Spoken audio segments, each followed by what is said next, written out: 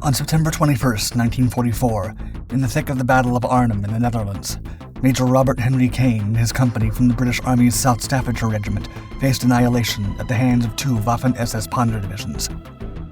Cut off from their battalion, barely 100 men were left.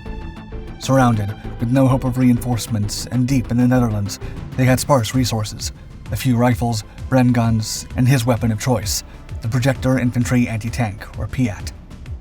The PIAT was specifically designed for lone foot soldiers to counter tanks. That day, it also gave him the upper hand, as it had a unique mechanism that allowed it to launch a powerful anti-tank grenade without revealing the shooter's position. Determined to hold on as long as possible, as the Allies were now closer than ever to the Rhine, Cain decided to wield his PIAT, despite its less-than-stellar reputation and clunky design, and turned it into the ultimate one-man tank destroyer. 2 50-ton enemy Tiger tanks, armed to the teeth and ready to strike, wandered into his sights. Cain positioned himself, and in a breathless moment, pulled the trigger of his PIAT weapon. With the evolution and consolidation of the tank, especially as World War II broke out, came an arms race that spurred the development of the ultimate anti-tank weapons. By the autumn of 1939, the Boy's 55 caliber anti-tank rifle armed the United Kingdom and all the Commonwealth Light Infantry forces. This robust rifle could penetrate 25 millimeters of tank armor from half a mile away, proving effective against some armored cars and Italian-like tanks during the conflict's earliest months. Yet its use in France quickly revealed this weapon's obsolescence with the increasingly heavy enemy tank armor. Also, at over 5 feet tall and over 35 pounds, its bulkiness often got in the way. Identifying this major weakness in their arsenal, the British quickly sought a new weapon to act as their primary anti-tank gun. Around that time, Royal Artillery officer Stuart Blacker attempted to fill this void by designing the Blacker Bombard, a spigot mortar. Soon after, he learned about a shape-charge rifle grenade and recognized it as the perfect projectile type for his creation. He developed the Baby Mortar, a smaller version using said charge. While this prototype had a lot of shortcomings, it was a proof of concept that impressed Major Millis Jeffress, one of Blacker's colleagues, who in 1941 decided to further the technology.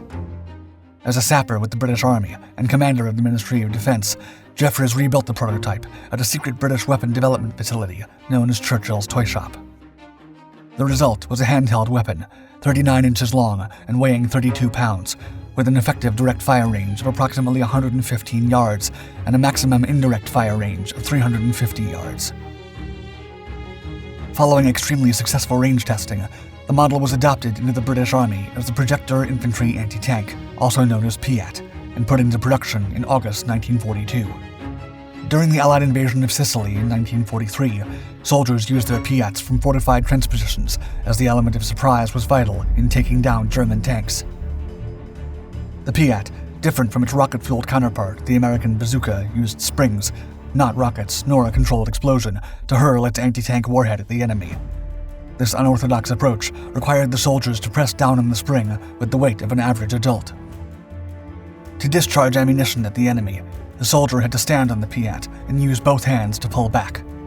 When the trigger was pulled, the spring released its force, pushing a plunger against the hefty anti-tank projectile and sending it flying toward the target. This same action also triggered a blank cartridge inside the projectile, further helping to launch it forward.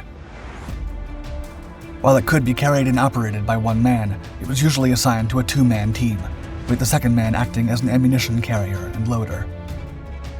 The pièce de résistance was its shaped hollow charge warhead. Today, this is referred to as high-explosive anti-tank, or HEAT, or chemical energy rounds, which channel all the energy from an explosion into a small area.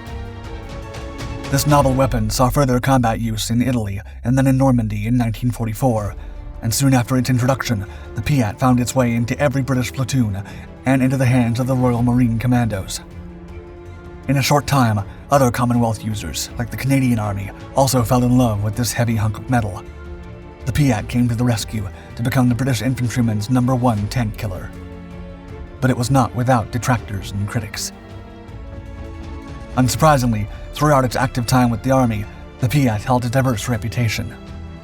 A significant advantage of the PIAT over other anti-tank weapons was its lack of blowback, which allowed it to be fired indoors and near other soldiers, making it perfect for urban combat.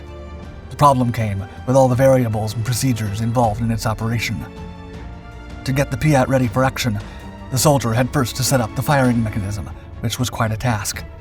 This involved twisting the rear end of the gun to unlock it, standing on it, and pulling up a lever against its spring. Though it was possible to do this while lying down, it was more of a challenge. Once set up, the soldier would lie down, ensuring the rear end of the PIAT, or butt plate, was snug against the shoulder. Pulling the trigger would then release the mechanism inside, thrusting a rod into the anti-tank shell and sending it towards its target. Initially, shooting the PIAT would get it ready to fire again, automatically recocking the spring. If not held tightly, it would need to be set up again, and according to some soldiers, the significant recoil was enough to break a man's shoulder. Some were more blunt regarding this weapon's shortcomings. According to Sergeant M.C. Thornton, quote, "The PIAT is actually a load of rubbish, really. The range is about 50 yards and no more. Another thing is that you must never miss. If you do, you've had it, because by the time you reload the thing and cock it, which is a bloody chore on its own, everything's gone. You're done. It's indoctrinated into your brain that you mustn't miss." To make the most of the PIAT, the weapon required a soldier brave enough to get close to the target willingly, as it was most effective at close range. And no one epitomized this better than Robert Henry Cain. September 1944 marked the beginning of Operation Market Garden. This ambitious Allied plan aimed to create a route into northern Germany and potentially hasten the war's end. Critical to this operation was the British 1st Airborne Division. Renowned as the Red Devils for their distinctive red berets, this elite group had the mission to parachute drop and glider land 8 miles west of Arnhem, infiltrate the center of the city, and hold the main bridge long enough for the ground forces approaching from the south to reach it. On September 18th, Robert Henry Cain, commander of the 1st Airborne Division's 2nd Battalion of the South Staffordshire Regiment, landed and quickly mobilized his men to join forces with other British units in the vicinity. By the time he landed, an advanced echelon of over 700 men had managed to fight their way to the bridge early on the 17th, and Allied intelligence suggested minimal German resistance in the area. However, this could not have been further from the truth. They realized this on the 19th, when Cain and his company's advance was abruptly halted by 2 well-rested and powerfully equipped SS Panzer Divisions near an old hospital on the outskirts of Arnhem. As paratroopers, the battalion carried only what they could physically bear, leaving them frightfully under-equipped against the heavily armored Tiger tanks. To this end, Cain quickly ordered the men to move across the battlefield under heavy enemy fire to gather any available PIATs they could find. By mid-morning, the British forces found themselves depleted of ammunition, sustaining heavy casualties and facing encirclement. The men also deduced that the Germans were planning a counterattack. While Cain heroically led a bayonet charge on a German defensive position, it wasn't enough, and he had to fall back. All the men could do now was dig into some hedgerows, brace themselves, and wait for German Tiger tanks to start rolling in. On the morning of September 21st, 1944, Major Robert Henry Cain's battalion, once 1,000 strong, had been reduced to a mere 100 men. Cut off, isolated, knowing reinforcements would never arrive, and with limited resources, all they had to defend against the Germans was bolt-action rifles, Bren guns, PIATs, and some larger anti-tank cannons. It wasn't looking good, but Robert Cain did not care.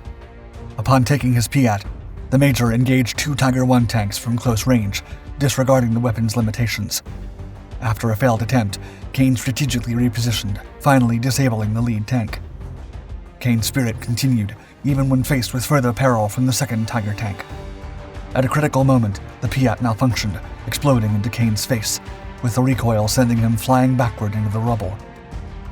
Despite being temporarily blinded, Major Cain maintained his resolve and continued directing his men vocally until the enemy tank was neutralized by Allied artillery. He later recalled that moment, quote, "I was shouting like a hooligan. I shouted to somebody to get onto the PIAT because there was another tank behind. I blubbered and yelled and used some very colorful language. They dragged me off to the aid post." After receiving treatment at a field hospital, Cain, knowing he could not leave his men alone, defied medical advice, refused morphine, left his stretcher, and returned to his position on the front lines. The following day, Cain continued his efforts against enemy tanks and destroyed 3 units of German armored vehicles. However, the constant noise and explosions caused his eardrums to burst. Once again, injuries did not stop Cain, and with bandages stuffed in his ears, he resumed his offensive actions against the enemy, firing his PIAT until his entire battalion ran out of ammunition. Then, with the help of a soldier, he took command of a 6-pounder anti-tank gun, effectively using it against enemy tanks. He fired the gun so much that it broke. Following this, he picked up a 2-inch mortar tube and started firing it point-blank at enemy tanks and infantry, standing toe-to-toe with flamethrower tanks and somehow driving them back.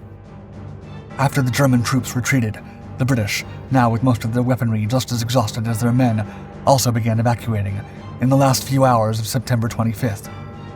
When the order to retreat was given, Cain, a traditional and disciplined soldier, found the time to shave off a week's beard growth from his face. He was among the last to evacuate, ensuring all his men had safely withdrawn first, then crossing over in an old boat. Upon reaching safety, Brigadier Pip Hicks, his regimental commander, commended Cain's appearance, to which Cain replied, quote, "I was well brought up, sir."